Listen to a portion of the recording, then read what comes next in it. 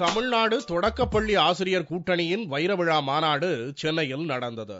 எஸ்மா டெஸ்மா சட்டங்களால் பாதிக்கப்பட்ட ஆசிரியர்களை மீண்டும் பணியில் அமர்த்தியதற்கு நன்றி தெரிவித்தல், 6வது ஊதியக் குழுவில் கூறியுள்ளது போல அனைத்து சலுகைகளும் வழங்க வேண்டும், பெண் ஆசிரியர்களுக்கு மகப்பேறு காலத்தில் விடுமுறை நாட்களின் எண்ணிக்கையை உயர்த்தி வழங்க வலியுறுத்தல் என்பது உள்ளிட்ட 21 தீர்மானங்கள் மாநாட்டில் நிறைவேற்றப்பட்டன. சமச்சீர் கல்வியை என்று கொண்டு வந்திருப்பது கல்வியை வணிகமயமாக்கும் போக்கை தடுப்பதற்கான சூழலாக அமையும் என பேரியக்கம் கருத்துகிறது.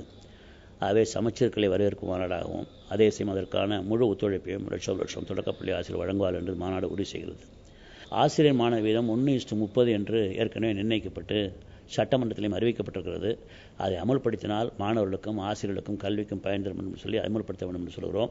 இந்த மாநாட்டில் தமிழ்நாடு முழுவதும் இருந்து ஏராளமான தொடக்கப்பள்ளி ஆசிரியர்கள் கலந்து கொண்டனர்.